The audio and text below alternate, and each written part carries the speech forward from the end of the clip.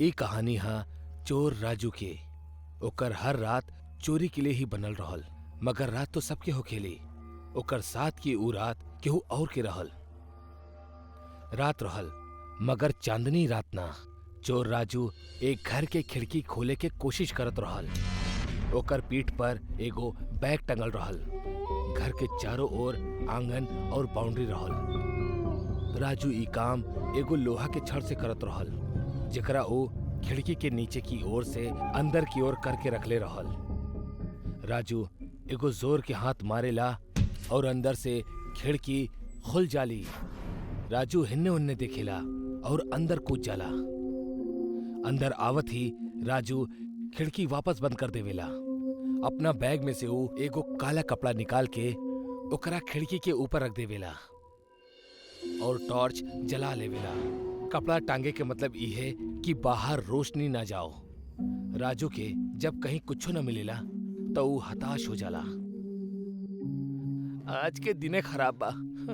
जौनी मनहूस घर में चोरी करे नी कुछ न बे जा। राजू सिगरेट निकाल के पिए लागल।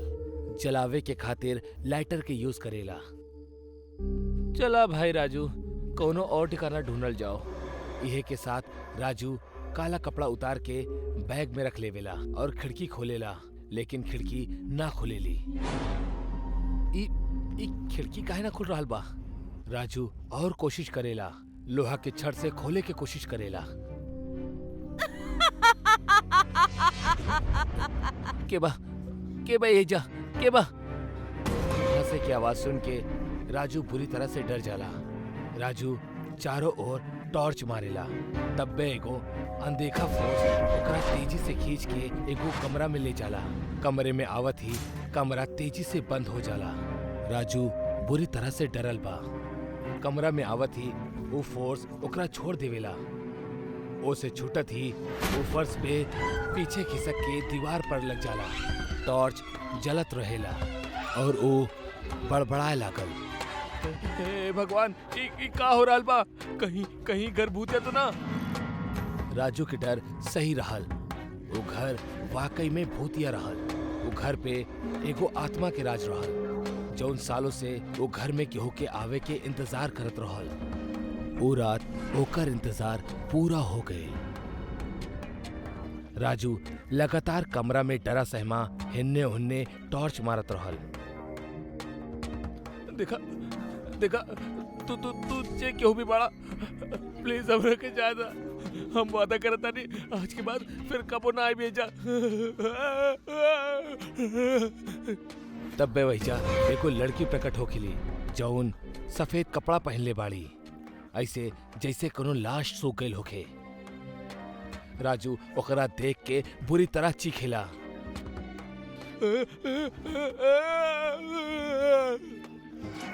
डरे और चीखे के जरूरत नहीं खे, हम तोहरा के जाए देब। बस तू हमार दू काम कर दा।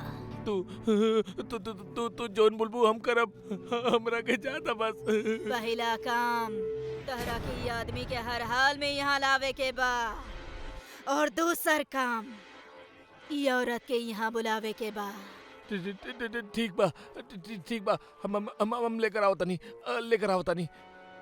भूतनी राजू के 2 फोटोग्राफ देविली। आदमी के फोटो के पीछे ओकर एड्रेस लिखल बा और महिला के फोटो के पीछे ओकर फोन नंबर लिखल बा। रुका, तू इनका के लावे जा सकेला, लेकिन तोहार आवे तक तोहरा अपन जगह अपन कोनो करीबी के यहाँ छोड़े के होई। अगर ऐसा ना करबा तो तू यहाँ से कब्बो ना जा पाइबा। फोन लगावा। राजू के कुछो समझ में ना आवेला कि वो का करे। आखिर में वो फोन लगावेला। हेलो रश्मि। जो राजू के सबसे करीबी ओकर पत्नी ही रहल, यही से वो ओकरा के बुलौलस। पत्नी खिड़की से घर में और फिर कमरा में आवेली। काहे बुलेले बाड़ा हमरा के यहाँ ये उजड़ल चमन में? तब बे राजू के पीछे वो भूतनी आ जाली और जकरा देख के रश्मि चीखे लागल। तब बे भूतनी ओकरा गर्दन से पकड़ के उठा लेवेली। ई का कर रहल बाड़ू तू? छोड़ दे एकरा के, छोड़ दा, प्लीज छोड़ दा, एकरा के मत मारा एकरा के। परेशान मत होखा, बस ये देखत रानी कि तू जेकरा के यहाँ छोड़ के जाताड़ा उस सच में तोहार करीबी बाड़ी की ना। अब जा और जल्दी से फोटो वाला आदमी के लेके आवा, कैसे भी करके लावा।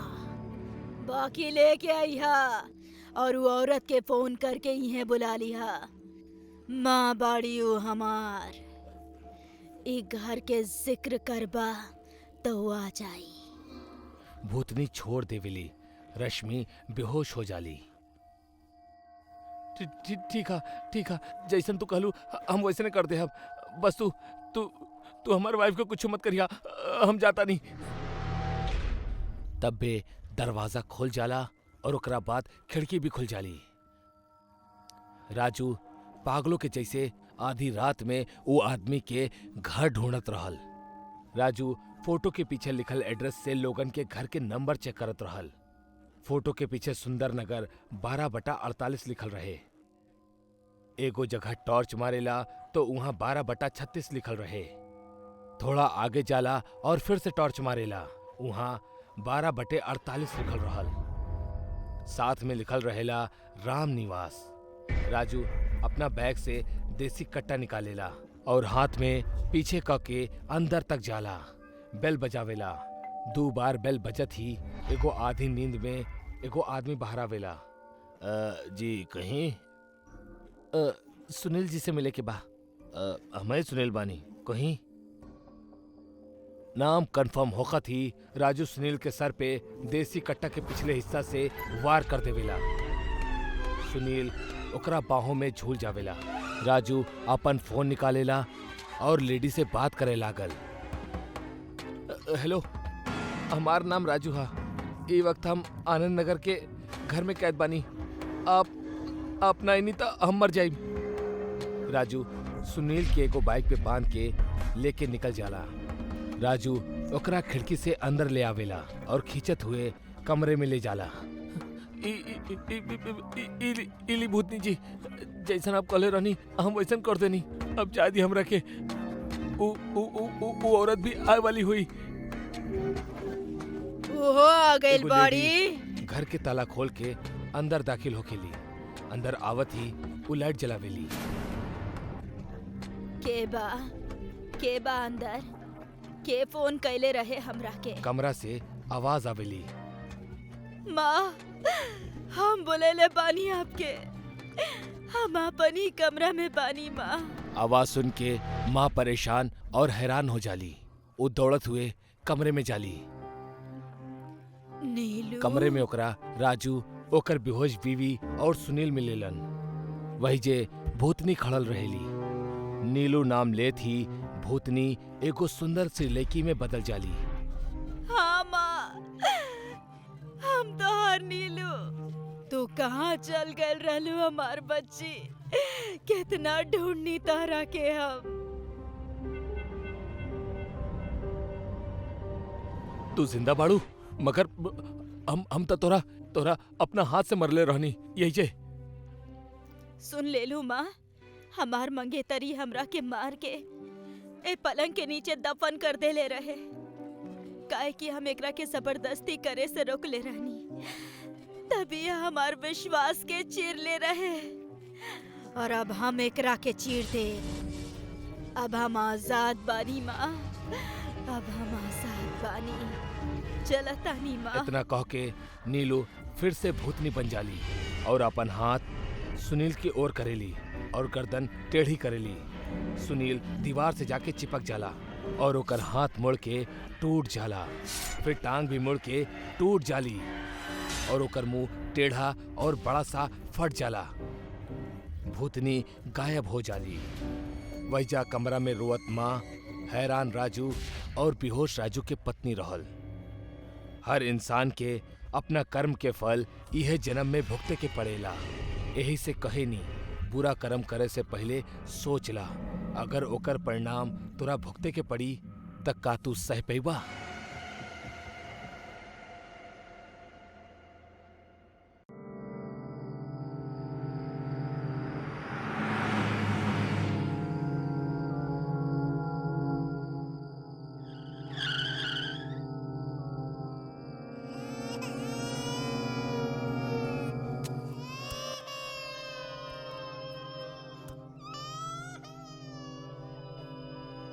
ई रोवे की आवाज कैसन? हम देखा तानी।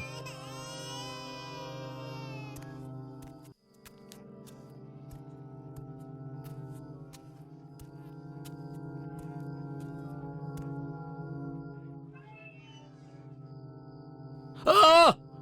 का भइल हरिराम? के बा वहां?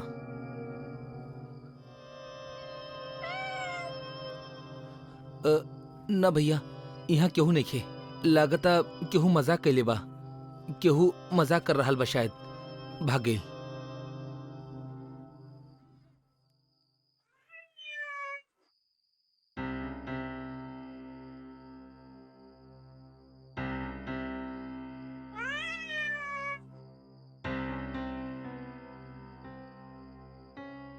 माफ करिहा नया नया पत्नी जी, हमरा आवे में थोड़ा देर हो गई, लेकिन ये रात ऐसन है कि देर चाहे जितना भी हो जाओ, रहेली जवान और ये जवानी के चांदनी कमरा में बिखेर रहल बड़ी। उहे चांदनी के खातिर हम आपके चांद जैसन मुखड़ा के एक कमरा में दिखावे जा रहल बानी।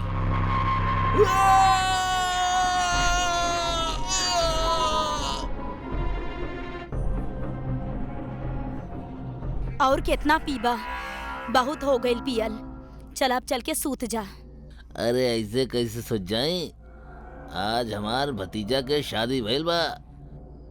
शादी के खुशी में आज ना पियब तक कब पियब? हाँ, हम तो गातानी की भाग्यवान तू भी एक दो घूंट पी ला। वाह वाह, खुद तो डूब ही रहल बाड़ा, हमरा के भी लेके डूबे चाहेला। अरे भाग्यवान, ई डूबब ना तैरब हा हमार राम प्यारी। एक बार पी के देखा था। भाड़ में जा, आप और आपके ही शराब। हम चलनी सूते।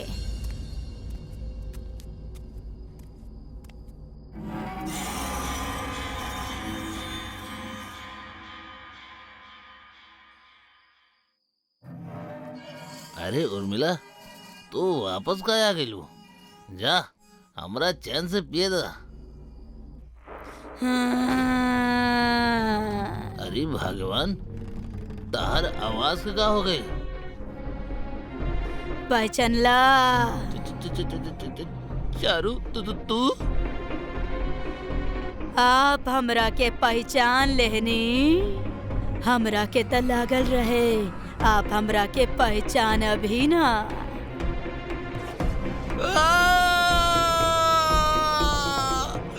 चारू ना ना, हमरा के छोड़ दा हमरा के।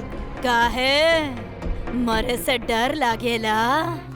हाँ हाँ चारू, हमरा मरे से बहुत डर लगेला। ठीक बा, फिर हम आपके छोड़ देतानी। बाकी आपसे प्रार्थना बा, नीचे गिर के मत मर जाइहा।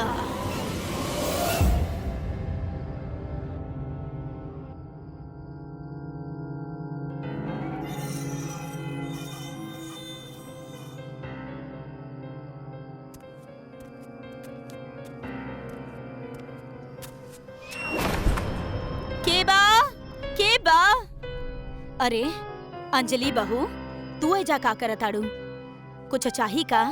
हमरा आपके जान चाही। का चाही? आपके जान। चारू,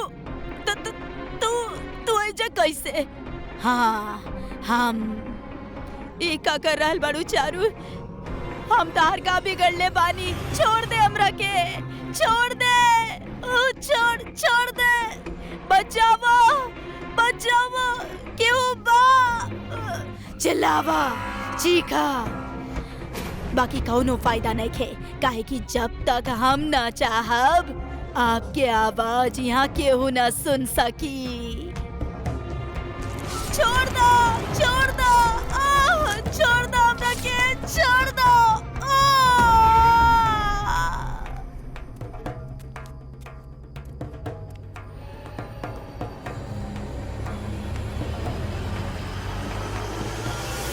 चारू, अरे पहचान लेला?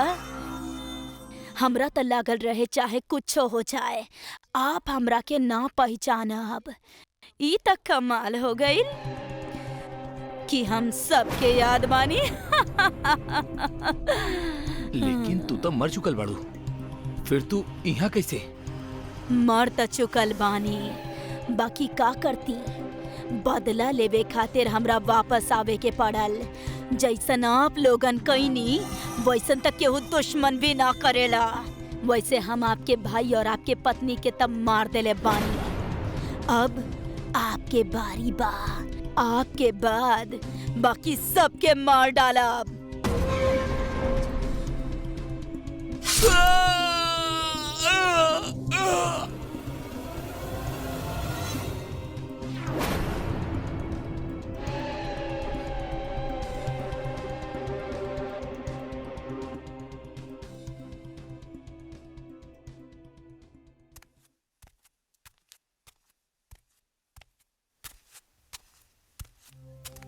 अरे बेटा, बाथरूम बाद में जइहा, पहले हमार बात सुना। का बात बा माई? तू रोत काहे बाड़ू? तू हेने त आवा पहले। बेटा, बहुते बड़ा अनर्थ हो गइल बा। कैसन अनर्थ माई? जौन अंजलि से तोहर शादी भइल बा, ओपर चारू के आत्मा कब्जा कर लेले बा। ई का कहता रू माई? पागल हो गइल बाड़ू का? ऐसन कैसे हो सकेला? सोच कहतानी बेटा, हम अपन आँख से देख ले बानी। वो तोहर पिता और तोहर चाचा चाची के मार देले बाड़ी बेटा। वो हमनी दोनों के भी मार डली है। तरा यकीन ना होखेला ना?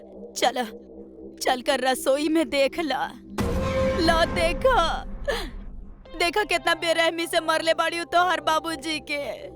हाँ बेटा, ई सच कहतानी हम। तोहर चाचा के लाश बाहर पड़ल बा और चाची के कमरा में।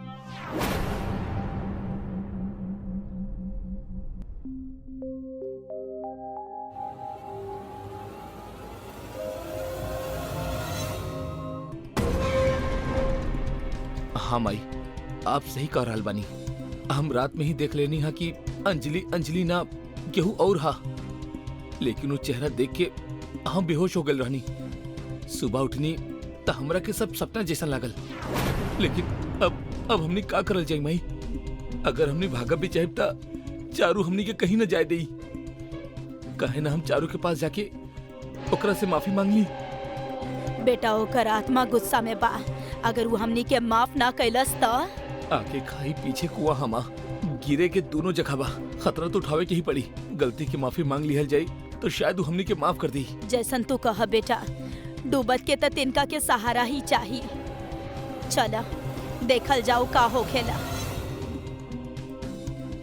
अंजलि, चारू बेटा, का बात बा? तू दुन्नू भी हमरा के पहचान गईला? कैसे ना पहचानब? आखिर हमनी एक गांव के जे बानी बेटा, और तहरा त हम गोद में खेलैले बानी चारों बिटिया ना बहू। अगर तू लोग भूल गइल बाड़ू त हम अपन राम कहानी खुदे अपन मुंह से सुना देतानी। सुना, हमार और विकास के शादी कुछ महीना पहले ही भइल रहे। बाकी शादी के बाद ही तू लोग हमरा के हमार पिताजी के पास छोड़ के शहर चल गइल रहला, और हमार ही दहेज के पैसा से व्यापार खड़ा करके अमीर बन गइला और हमरा ही भूल गइला। ना चारू बेटा, हमने कुछो ना भूले बानी। हमने तो तारा लेवे आवे वाला रहनी बेटा, बाकी तब तक बहुत देर हो चुकल रहे बेटा। ओ, मतलब आप लोग ईमानदार रहनी, हमने लोग ही गलत सोच के चलते मर गए नी। हाँ, अगर आप लोग समय पर आ जाती तो आज हम और हमार पिताजी जिंदा रहते। झूठ बोल के तो इंसान के बहला सकेलू बुढ़िया, बाकी भूतन के ना। तू लोगन के पैसा के लालच ही हमार पूरा परिवार के खत्म कर देलस। जाने लू तू ही जान की, तू सबके वजह से पूरा गांव में हमनी के बदनामी हो गई। हमनी कहीं भी जात रहनी तो लोग हमनी पर हंसत रहले, मजाक उड़ावत रहले। हमरा छोड़ल बता के लड़का गंदा गंदा ताना मारत रहले, इशारा करत रहले। यही बदनामी के भार एक दिन हमनी के माता पिता के मार देलस और फिर हमरा के और हमार मरला के बाद ही तू दोसर शादी खातिर आजाद हो गईला। कितना पैसा ले लो ई अंजलि से बोला? 2 लाख कैश, एगो गाड़ी, एगो बाइक, फ्रिज, टीवी सब। बाकी तू कहलू तो हमने सब वापस कर दे बेटा। बस हमनी के माफ कर दे। हमनी सोचले ना रानी के ऐसन कुछ हो जाई। माफ कर दे हमनी के। चारू, हम मानतानी कि हमनी से गलती भइल बा। हमनी अपना गलती के खातिर शर्मिंदा भी बानी। प्लीज हमनी के माफ करता। प्लीज अंजलि के शरीर के छोड़ दा। ऐसे कैसे छोड़ दी? जब तक हमार बदला पूरा ना होई हमरा के मुक्ति ना मिले। और मुक्ति पावे खातिर तू दोनों के मरल जरूरी बा। ना चारू बेटा, तनी तक ख्याल करा। हम तो हर सास बानी और सास माँ समान हो खेली। ऐसन माँ हमरा के ना चाहिए।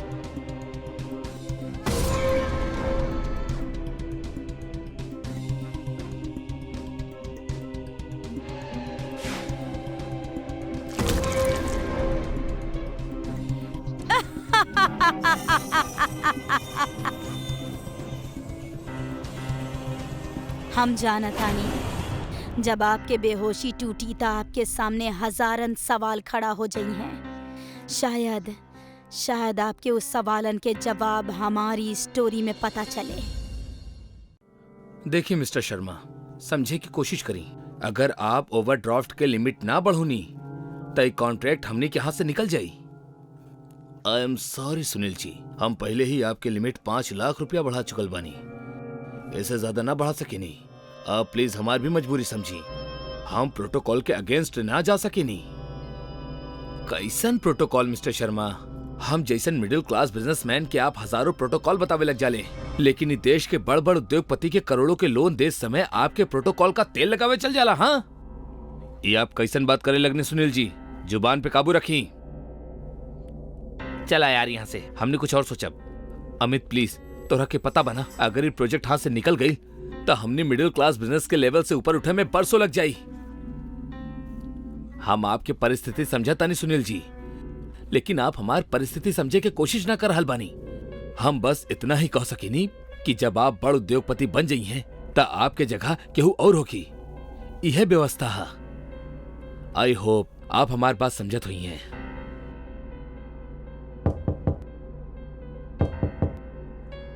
थैंक यू मैनेजर साहब, पैसा मिल गई। पैसा पूरा है ना सेठी जी? जी पूरा 25 लाख है। ठीक बा सेठ जी, बेटी के शादी में बुलाई मत भूलिए। अरे आप तक घर के बानी, आपके तक काम करवावे के होखी। पक्का पहले ही पहुंच जाई। अच्छा चला तानी।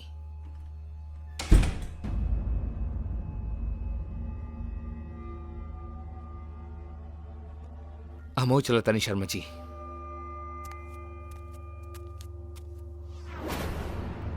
आपका करल जाई।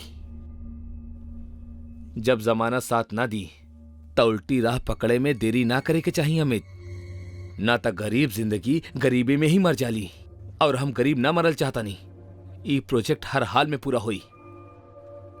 हर कोनो बात हमार पल्ले ना पड़ रहा बा। तू कहल का चाहता रहा? वो आदमी के लूटल जाई, ओकरा पास पूरा 25 लाख है। हमार काम चल जाई। तू पागल हो गल बड़ा का? हमने चोर उचक्का ना बानी सुनील, बिजनेसमैन बानी। बिजनेसमैन है यही से जानी ला कि मुसीबत के समय का करब सही होला। अब तू चाहे साथ दा या ना दा, पर ये काम हम करके रहब। बोला तहर का फैसला है।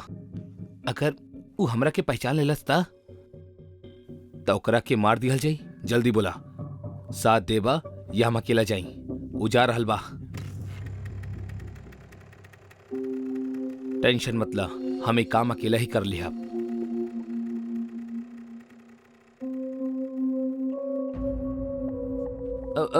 रुका, चला आगे मोड़ पे रोक लिया।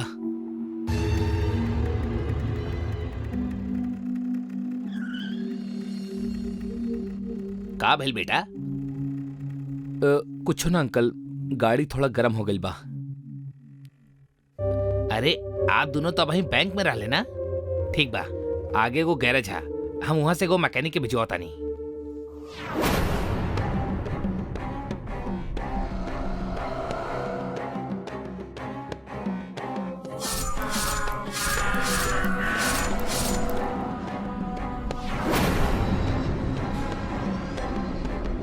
तू हमरा के काहे मार रहल बड़ा?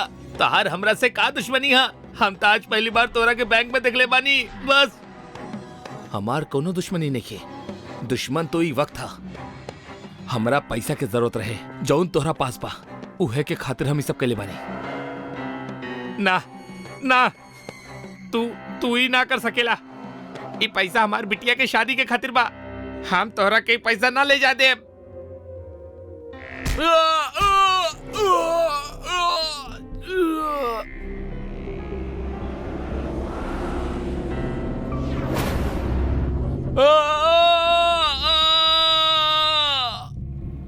हे आत्मा, ई धरा पे तहार समय पूरा हो चुकल बा। आवा हमरा में समा जा, आवा। ना प्रभु, हम ना आइब जब तक हम बिना कसूर के मिलल ई मौत के बदला ना ले लेहब, तब तक हम यहाँ से कहीं ना जाइब। यह जीवन चक्र है आत्मा। जीव के धरा पे अइला के बहाने बहुत हा, त जाए के भी बहाना बहुत हा। उहे बहाना में से एक बहाना के हाथ तू हमार पास वापस आ रहल बड़ा। हमरा आय में कोनो दुविधा नहीं के प्रभु, लेकिन जौन लोग हमार बिटिया के शादी और ओकर भविष्य पे प्रश्न चिन्ह लगा देले बड़े, हमरा उ लोगन से बदला लेवे के बा, उनकरा लालच के फल चखावे के बा। अगर इस जीवन में हम कबू भी कोनो अच्छा काम कैले हो खब, तो ओकर फल हमरा के दे दा प्रभु। हमरा अपन मौत के बदला लेवे दा। ई धरा पे रहत रहत तू एगो ना कई कार्य अच्छा कैले बड़ा आत्मा। वो कार्य के परिणाम स्वरूप हम तोहर ये इच्छा भी पूरा करतानी। अधर्म के धर्म से पराजित हो खब और बुराई के अच्छाई के हाथ मरा भी नियति हा। किंतु एहमे एगो समस्या हा आत्मा। कैसन समस्या प्रभु? तोहार शरीर तह कुचला जा चुकल बा और बिना शरीर के हम तोहरा बदला लेवे के इजाजत ना दे सकीला। प्रभु, जौना पत्थर से उ लोग हमार शरीर के नष्ट कैले बाड़े, हम चाहता नहीं हमरा उहे पत्थर में डाल के इंसाफ करे में हमार मदद करी। तोहार ई इच्छा पूर्ण होके आत्मा, तथास्तु।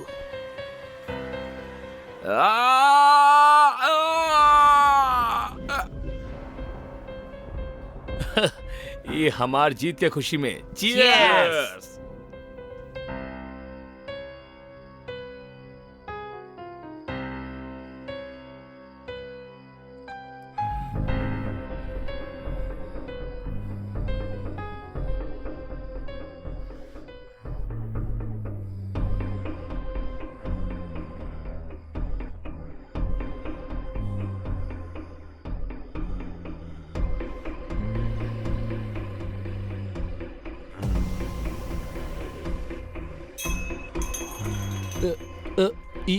ई का रहल पता ना, पर लगता कुछ गिरल बा।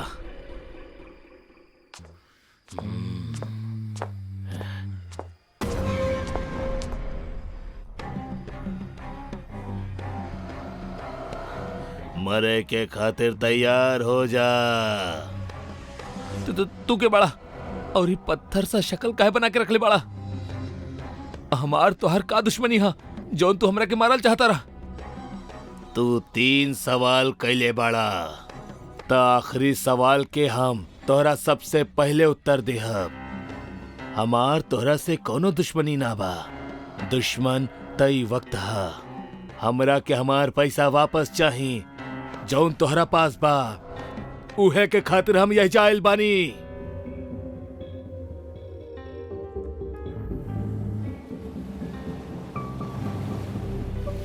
दूसर सवाल के जवाब हा, इस शक्ल तू दोनों ही हमरा के देले बाड़ा।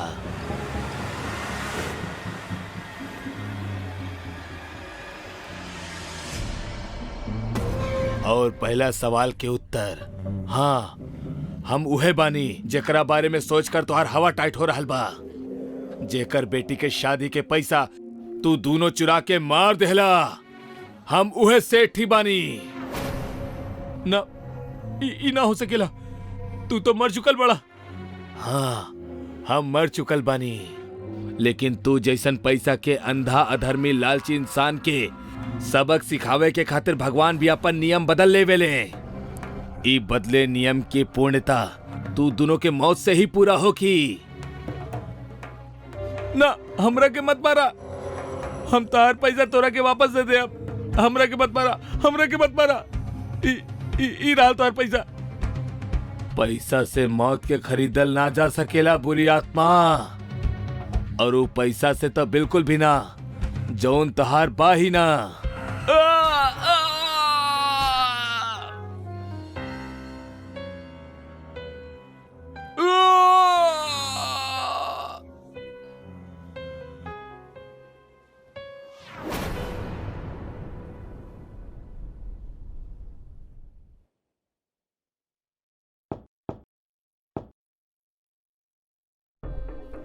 समय पूरा भइल आत्मा, आजा, हमरा में समा जा। धन्यवाद प्रभु, हमरा इहे रूप में लेके जा।